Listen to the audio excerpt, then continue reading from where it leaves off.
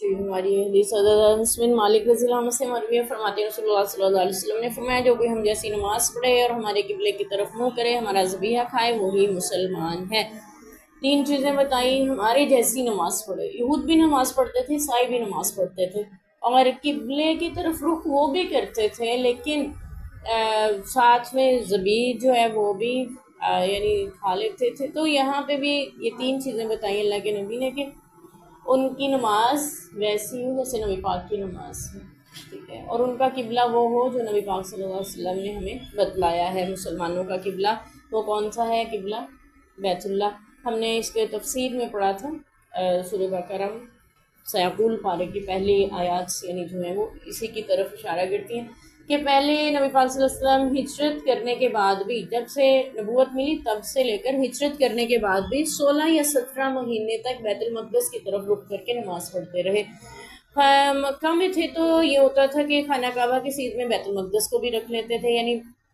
خانہ کعبہ بھی سیدھ میں آ گیا اور بیت المقدس بھی۔ لیکن مدینہ میں جب ہجرت فرمائی تو وہاں پہ یہ ممکن نہیں رہا۔ پھر جس طرف اگر خانہ کعبہ کی طرف رخ کرتے تھے تو بیت المقدس کی طرف نہیں ہوتا تھا، بیت المقدس کی طرف کرتے تھے تو خانہ کعبہ کی طرف نہیں ہوتا تھا، دونوں مخالف سمت میں آگے۔ تو اس وجہ سے نبی پاک صلی اللہ علیہ وسلم کی خواہش تھی کہ اللہ تعالیٰ قبلہ جو ہے وہ خانہ کعبہ کو بنا دے۔ بیت المقدس حضرت آدم علیہ السلام سے لے کر حضرت عیسیٰ علیہ السلام تک تمام انبیاء کا قبلہ رہا ہے، نبی پاک صلی اللہ علیہ وسلم کا بھی رہا ہے کچھ وقت تک۔ پھر اللہ تعالیٰ نے حکم دیا کہ آپ جو ہے اپنا قبلہ خانہ کعبہ کو بنا لیں، تو آپ صلی اللہ علیہ وسلم نے اپنا قبلہ خانہ کعبہ کو بنایا، اور پھر یہ بھی فرمایا کہ جو ہمارا ذبیحہ کھائے، ذبح کیا ہوا جانور، ہمیں اس کی بھی تفصیل ہم قرآن میں پڑھ چکے ہیں کہ یہود کا، عیسائیوں کا یعنی اہل کتاب کا ذبیح حلال جانور، ذبیح تمہارے لیے حلال ہے اور تمہارا ذبیح ان کے لیے حلال ہے، تو یہ کھا بھی لیتے ہیں۔ لیکن کچھ لوگ جو ہوتے ہیں وہ نہیں بھی پسند کرتے اس کو، جیسے ہمارے ہاں ہم کراہیت محسوس کرتے ہیں عیسائیوں کے گھروں سے کھانے کو، یا ان کے، بلکہ بعض اوقات ایسا ہوتا ہے کہ گھروں میں کام کرنے والے ہوتے ہیں تو ان کے برتن بھی ہم الگ رکھ دیتے ہیں کہ اس نے اس میں پانی پیا ہے یا کچھ کھا لیا ہے، تو جبکہ شریعت میں اس کی اجازت ہے، اگر آپ کے دل مان رہے ہیں تو شریعت نے اجازت دی ہوئی، آپ ان کے برتنوں میں کھا پی سکتے ہیں۔ دراصل ہمارے ہاں کم ہے نا، کمیونٹی میں ہے بیچارے جو عیسائی ملکوں میں کھاتے ہیں، ہمارے مسلمان وہاں پہ ان کا حال یہی ہوتا ہے کہ وہ ان کے ہاتھ کا کھانا، ان کا برتنوں میں کھانا پینا پسند نہیں کرتے ہیں۔ تو ہوتا ہے یہ، یعنی جو کمیونٹیز ہوتی ہیں ان کو دبایا جاتا ہے، کمزور اور حقیر سمجھا جاتا ہے، تو اسلام اس کی اجازت نہیں دیتا۔ اسلام ہمیں مساوات کا درس دیتا ہے، انسانیت کے اعتبار سے تمام انسان برابر ہیں، آدم کی اولاد ہیں۔ نبی پاک صلی اللہ علیہ وسلم نے خطبہ حجۃ الوداع میں یہی ارشاد فرمایا تھا۔ تو یہاں پہ بھی آپ فرما رہے ہیں کہ جو ہمارے جیسی نماز پڑھے، ہمارے قبلے کی طرف منہ کرے، ہمارا ذبیحہ کھائے، وہ مسلمان ہے، جس کے لیے اللہ کا ذمہ اور اللہ کے رسول کا ذمہ ہے۔ ذمہ کا مطلب ہے کہ جو اللہ اس کے رسول کی طرف سے ذمہ داریاں ان پہ عائد کی گئی ہیں وہ ان کی پابندی کرے گا، اور یہ بھی مراد ہے کہ اللہ اور اس کے رسول کے ذمے ہے اب ان کے مال کی حفاظت، ان کی جان کی حفاظت، ان کی عزت کی حفاظت، یعنی ہر مسلمان کا خون، مال، عزت دوسرے مسلمان کے لیے حرام ہے، وہ اسے اس کی اجازت کے بغیر نہیں بہا سکتا، یعنی اس کا خون تو کوئی بھی بہانے کی اجازت نہیں دیتا، اس کا مال ہے، اس کی عزت ہے، کچھ بھی۔ تو یہاں پہ بھی تو تم اللہ کی خیانت اس کے ذمے میں نہ کرو، یعنی اس کے بارے میں خیانت نہ کرو، کہ یہ نہیں ہے کہ تم اس کا مال ہتھیا لو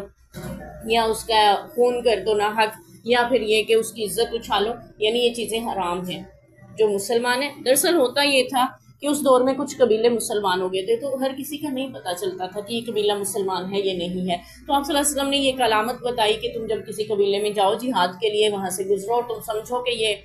غیر مسلم ہیں، تو دیکھ لو اگر وہ قبلے کی طرف رخ کر کے نماز پڑھ رہے ہیں، ہمارا ذبیحہ بھی کھاتے ہیں اور ہماری طرح نماز پڑھتے ہیں، ذبیحہ کھاتے ہیں، قبلے کی طرف، ہمارے قبلے کی طرف رخ کریں تو وہ مسلمان ہیں، پھر تم ان کے اوپر قتال کے لیے تلوار نہیں اٹھاؤ گے، ان کے مال کو مال غنیمت کے طور پہ نہیں ہتھیاؤ گے، اور ان کی عزتوں سے نہیں کھیلو گے۔ یہ ہمیں اصول بتایا۔ دراصل ہوا بھی یہ تھا کہ ایک چرواہا بکریاں چرا رہا تھا نا، اس نے اسلام کیا تھا، تو مسلمانوں نے، میدانی جنگ میں تھے مسلمان، یعنی اس کے پاس سے گزرے لشکر کے ساتھ، تو مسلمانوں نے سمجھا کہ یہ صرف اپنے مال کو بچانے کے لیے ہمیں سلام کر رہا ہے تاکہ ہم سمجھیں کہ یہ مسلمان ہے، تو اسے قتل کر دیا تھا اور پھر مال غنیمت کی وہ بکریاں بہت زیادہ تعداد میں جو تھیں نبی پاک کے پاس لے کے گئے، تو اللہ تعالیٰ نے بھی فرمایا تھا کہ تم تحقیق کر لیا کرو پھر یعنی قتال کیا کرو۔ تو یہاں پہ بھی نبی پاک صلی اللہ علیہ وسلم ایک تو ہمیں یہ اصول بتا رہے ہیں کہ تم نے کسی مسلمان کے لیے، یعنی کون ہے مسلمان؟ جو ذبیحہ بھی کھاتا ہو، قبلہ کی طرف رخ کر کے نماز بھی پڑھتا ہو، نماز بھی ہمارے جیسی پڑھتا ہو، ٹھیک ہے۔ اور یہاں پہ یہ ہے تم پھر اس کا مال، اس کی عزت، اس کی آبرو اور اس کا خون تمہارے اوپر حرام ہو جاتا ہے، اس کے بارے میں یعنی اللہ سے ڈرو، اللہ اس کے رسول کے ذمہ ہے وہ، اور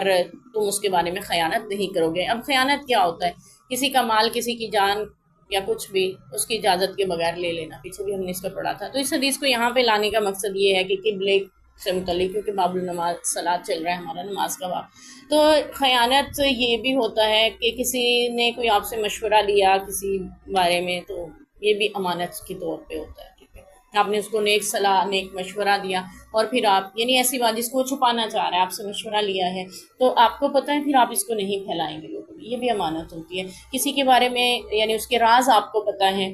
وہ بھی آپ کے پاس امانت ہوتے ہیں، اس کو بھی آپ لوگوں میں نہیں بیان کریں گے، یہ بھی خیانت ہو جاتی ہے۔ تو اسی طرح کسی کے بارے میں جھوٹ بولنا، یعنی جھوٹ بھی خیانت ہے، ایمان میں خیانت ہے نا، کسی کے بارے میں ہی بولیں گے نا آپ جھوٹ، تو وہ بھی خیانت ہو جائے۔ اپنے بارے میں بولیں تو آپ اپنے آپ سے خیانت کر رہے ہیں، کسی کے بارے میں جھوٹ بولیں گے تو کسی سے آپ خیانت کر رہے ہیں۔ تو خیانت کی جتنی بھی قسمیں ہیں ان سب سے بھی بچنا ضروری ہے، یعنی اس میں اللہ سے ہمیں ڈرنے کا حکم ہے، اور کسی بھی مسلمان کی جان، مال، عزت کی حفاظت یا احترام بھی ہم پہ واجب ٹھہرتا ہے۔